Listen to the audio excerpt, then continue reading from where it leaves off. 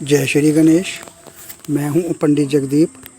JD news 24 की ओर से आप सभी का सादर वंदन करते हुए आज के इस वीडियो में घर में गरीबी और रोग इनको लेकर हम चर्चा करेंगे कि ऐसा क्या उपाय किया जाए या ऐसे क्या सुधार किए जाए कि इनसे हमें निजात मिलने लगे। लेकिन इससे पहले उन विद्वानों और विदुषियों से विनम्र अनुरोध है कि जिन्होंने अभी तक हमारे इस यूट्यूब चैनल को सब्सक्राइब नहीं किया हुआ है, कृपया वो उसे सब्सक्राइब करें। और इसके अतिरिक्त वैदिक ज्योतिष शास्त्र, वास्तुशास्त्र, अंक शास्त्र, लाल किताब, सामुद्रिक शास्त्र, हस्तरेखा, जन्म कुंडली विश्लेषण और रत्नों के परामर्श हेतु आप हमें संपर्क कर सकते हैं। हमारा संपर्क सूत्र है 931-868-2393। अन्य संपर्क सूत्र है 701-879-7214। तो आइए मुख्य विषय की ओर चलते हैं। घर में गरीबी आने के कारण कई हो सकते हैं। उनमें से कुछ कारणों पर आज के इस वीडियो में हम चर्चा करेंगे। तो आइए उन कुछ कारणों के बारे में जानते हैं। कभी भी 40 दिन से ज़्यादा बाल नहीं रखने चाहिए। दांतों से नाखून हरगिज नहीं काटने चाहिए। कोई भी महिला खड़े होकर बाल ना संवारे और न ही उन्हें बांधे। कभी भी फटे हुए वस्त्र धारण नहीं करने चाहिए। सूर्य उदय के बाद तक नहीं सोया रहना चाहिए। भूलकर भी किसी पेड़ के नीचे मूत्र त्याग नहीं करना चाहिए। बाईं या दाईं करवट ही होकर सोना चाहिए, पेट के बल बिल्कुल नहीं। शमशान भूमि में कभी भी हास परिहास नहीं करने चाहिए। कभी भी रसोई के आसपास मूत्र त्याग नहीं करना चाहिए। टूटी हुई कंघी से बाल नहीं संवारने चाहिए। साथ ही घर में टूटी फूटी वस्त्रों का भी संग्रह नहीं करना चाहिए और न ही उन्हें इस्तेमाल में लाना चाहिए। भूलकर भी किसी से छल कपट अथवा ज़बरदस्ती धन अर्जित नहीं करना चाहिए। घर में कूड़ा करकट आदि नहीं रखने चाहिए। अपने घर को हमेशा साफ करके रखना चाहिए। अपने परिजनों और रिश्तेदारों से कदापि बदसलूकी नहीं करनी चाहिए। कभी भी पहले बाएं पैर से पैंट नहीं पहननी चाहिए। संध्या काल में सोना वर्जित है। घर में मेहमानों के आने पर नाक भों नहीं चढ़ानी चाहिए। अपनी आमदनी को देखकर ही खर्च करने चाहिए। भोजन करते समय दांत से रोटी काटकर नहीं खानी चाहिए। अपने पीने का पानी रात को हरगिज नहीं खुला छोड़ना चाहिए, अर्थात ढककर रखना चाहिए। यदि कोई रात में मांगने के लिए आ जाए तो उसे कभी भी खाली हाथ नहीं लौटाना चाहिए। हमेशा आलस्य से दूर रहें और मेहनत करते रहना चाहिए। भूल करके भी देवताओं का निरादर नहीं करना चाहिए। पवित्र व शुद्ध हुए बिना कभी भी धर्म ग्रंथों को नहीं पढ़ना चाहिए। शौच करते समय बात नहीं करनी चाहिए। हाथ पैर धोए बगैर भोजन भी नहीं करना चाहिए। अपनी संतान को भूलकर भी न कोसें। दहलीज पर नहीं बैठना चाहिए। लहसुन प्याज के छिलके हरगिज नहीं जलाए जाने चाहिए। साधु फकीर या संत को अपमानित न करें। कभी भी फूंक मारकर दीपक नहीं बुझाना चाहिए। ईश्वर को धन्यवाद किए बगैर भोजन नहीं करना चाहिए। भूलकर भी झूठी कसम नहीं खाएं। जूते व चप्पल उल्टे पड़े देखकर उनको तुरंत सीधा कर देना चाहिए। मकड़ी का जाला घर में नहीं होना चाहिए। संध्या काल के पश्चात झाड़ू नहीं लगाना चाहिए। अंधेरे में बैठकर भोजन नहीं करना चाहिए। घड़े को मुंह लगाकर कभी भी जल सेवन नहीं करना चाहिए। समय समय पर श्रद्धा अनुसार धर्म ग्रंथ पढ़ते रहना चाहिए। नदी तालाब आदि में शौच साफ करना या उसमें मूत्र त्याग नहीं करना चाहिए। गाय या बैल को भूलकर भी लात नहीं मारनी चाहिए। अपने माँ बाप का अपमान हरगिज न करें। किसी की गरीबी और लाचारी का मजाक नहीं उड़ाना चाहिए। प्रतिदिन अपने दांत साफ करते रहना चाहिए और उसके उपरांत स्नान करना चाहिए। बिना स्नान किए और संध्या के समय भोजन नहीं करना चाहिए। पड़ोसियों का अपमान करना या उनसे लड़ाई झगड़ा करना भी नहीं चाहिए। मध्य रात्रि में कदापि भोजन न करें। कभी भी गंदे बिस्तरों पर शयन नहीं करना चाहिए। सदा वासना या क्रोध से भरे हुए भी नहीं रहना चाहिए। दूसरों को अपने से हीन नहीं समझना चाहिए आदि आदि।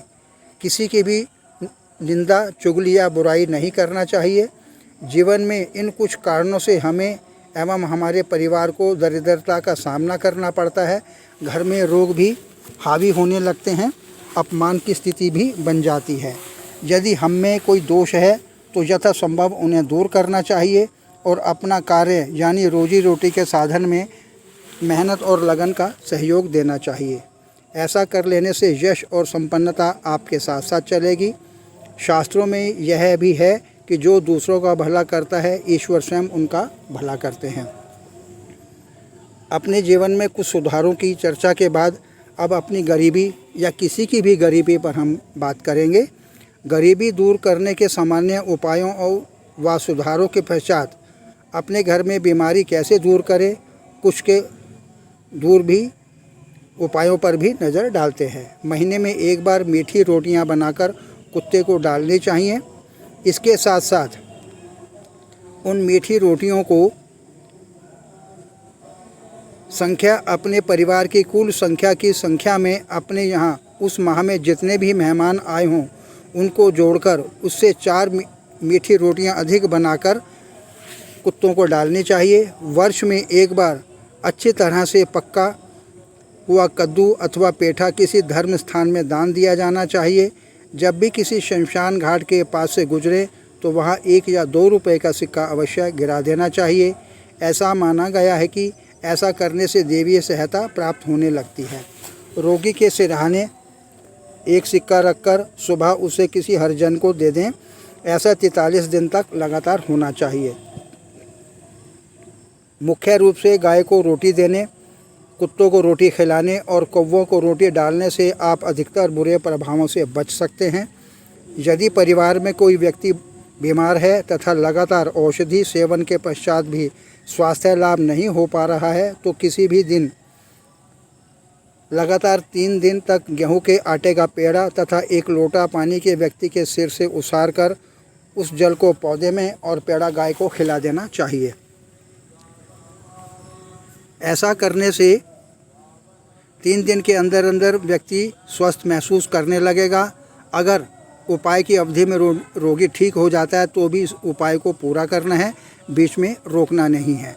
अगर व्यक्ति ज़्यादा बीमार हो तो जौ का 125 ग्राम आटा लें, उसमें साबुत काले तिल मिलाकर रोटी बनाएं, उसे अच्छी तरह से सेकें ताकि वह कच्ची न रह जाए।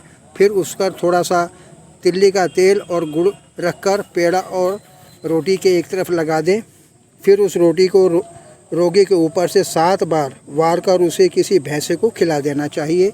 वापस लौटते समय पीछे मुड़कर नहीं देखना चाहिए और किसी आवाज़ का भी ध्यान ना देना चाहिए। भैंसा कहाँ है इसका पता पहले से ही मालूम कर ले। यह कार्य शनिवार और मंगलवार को ही करना चाहिए। पीपल के वृक्ष को दोपहर से पहले जल से थोड़ा सींचना चाहिए और शाम को तेल का दीपक और अगरबत्ती जलानी चाहिए। ऐसा किसी भी वार से शुरू किया जा सकता है और 7 दिन तक इसे करें। ऐसा उपाय करने से बीमार व्यक्ति को आराम मिलने लगता है। यदि घर में बीमारी जाने का नाम न ले रही हो या किसी का रोग शांत न हो रहा हो तो एक गोमती चक्र लेकर उसे धागे में पिरोकर रोगी के पलंग के पाए पर बांधने से आश्चर्यजनक रूप से परिणाम आने लगते हैं। उस दिन से शनै शनै रोग भी समाप्त शुरू होना जाता है। यदि आपका बच्चा बहुत जल्दी बीमार पड़ रहा हो, आपको लग रहा हो कि दवा काम नहीं कर रही है, डॉक्टर बीमारी को खोज नहीं पा रहे हैं, तो यह उपाय शुक्ल पक्ष की अष्टमी को करना चाहिए। 8 गोमती चक्र लें और अपने पूजन स्थल में माँ दुर्गा के श्री विग्रह के सामने लाल रेशमी वस्त्र पर स्थान दें। माँ भगवती का ध्यान करते हुए कुमकुम से गोमती चक्र पर तिलकीकरण करें। धूप बत्ती और दीप प्रज्वलित करें। धूप बत्ती की विभूति से गोमती चक्र को तिलक करें। ओम ऐं ह्रीं क्लिंगाय चामुंडाय विच्चे नमः का 11 बार जाप करें। जाप के उपरांत लाल कपड़े में 3 गोमती चक्र बांधकर ताबीज़ का रूप देकर धूप दीप दिखाकर बच्चे के गले में उसको बांध दें। 5 गोमती चक्र पीले वस्त्र में बांधकर बच्चे के ऊपर से 11 बार उसार कर उसे किसी वीरान स्थान में गड्ढा खोदकर दबा दें। ऐसा करने से बच्चा सुखी व स्वस्थ रहने लगेगा। ब्लड प्रेशर व डिप्रेशन से बचने का उपाय।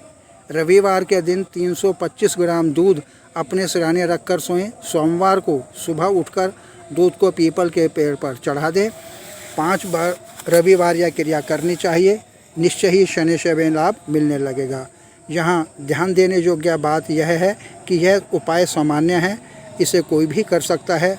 बाकी आपकी जन्म कुंडली में ग्रह की स्थिति और उनकी युति बीमारी पर मुख्य प्रभाव डालती है और उन्हीं की गणना के दृष्टिकोण से उपाय किए जा सकते हैं। आगे प्रभु इच्छा ऑनलाइन परामर्श उपलब्ध। आगामी वीडियो नए प्रसंग के संग आपकी समृद्धि की कामना सहित। पुनः जय श्री गणेश। जय श्री गणेश। मैं हूँ पंडित